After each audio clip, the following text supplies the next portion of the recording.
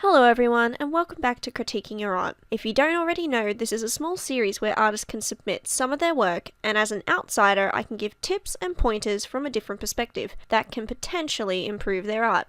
Our artist today is called Zilverwick, and this person has submitted their art through DeviantArt. DeviantArt is an online platform where you can submit your art to be viewed by others, you can create galleries for your favourite projects, and save artworks you love by other people. This platform also allows you to sell or buy art pieces through DeviantArt's point system. Here's our first piece, and as you can see, it's got 3 different characters on it, and they're all male. At least I assume they are all male. They look male. Anyway, I really love this person's art style. Like, it's actually really cool. I enjoy it a lot. There's not too much detail, but there's also not too little detail. The first thing I can see here is that they might need to work on their anatomy a bit more in terms of the face. This looks like he has no forehead and therefore not really any brain. The ear is a little bit low. The ear should be... Okay, so with face anatomy, the top of the ear should roughly be in line with the side of your eye. So if you draw a line across from that eye, the ear should technically start about up here. And then the ear finishes roughly at the top lip. So that's already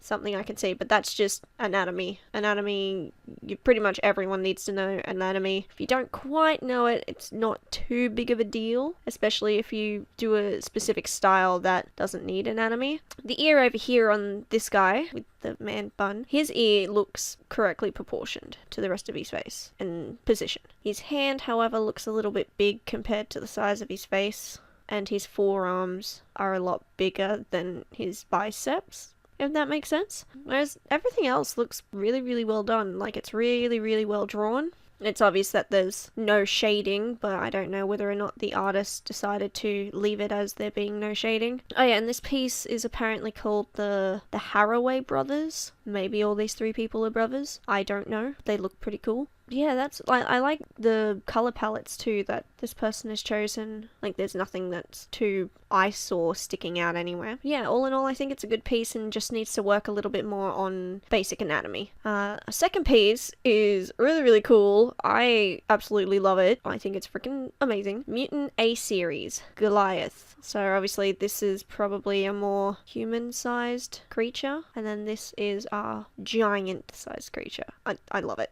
I think it's so cool. And I'm not sure how I can critique a fantasy creature, especially because there's no proper anatomy to go off. There's no rules behind making a fantasy creature like this one. It kind of reminds me a bit of Doom, either the movie or the game. Pretty much, they're all the same monsters in it, but it reminds me of that. It reminds me of one of those creatures, and it kind of looks like it has human back legs. So if these are human, depending on what you want to go for will depend on how big or how small they have to be. Because at the moment it looks like he's bending over. Maybe that's correct. I'm not sure. And the front arms kind of look a bit like tree stumps too.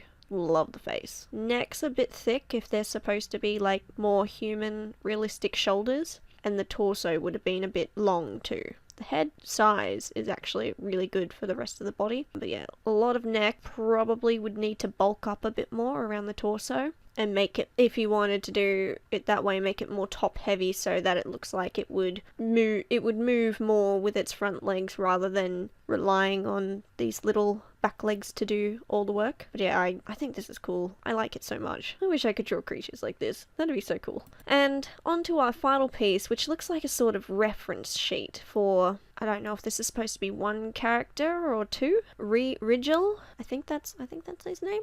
I don't know, maybe he has 2 different, like maybe he's like a were creature, because his mask kind of makes him look like a kangaroo. I mean, that's just me, like the big ears up here from this front perspective. Or maybe it's supposed to be some type of box. If it's supposed to look like a rat because of the tail, I don't see it. Or a mouse. I think it's the nose shape that makes it not look...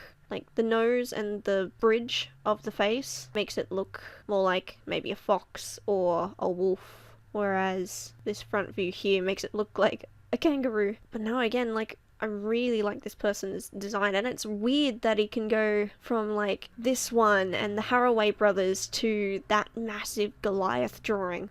Like the two completely opposite art styles is baffling to me, but it's so good. Again, no much in shading, and you can't quite see too much in terms of needing like anatomy fixed. Like that, the anatomy on this is really good, and I like these action shots down here. They work really well. This looks a little weird. That leg looks a little weird.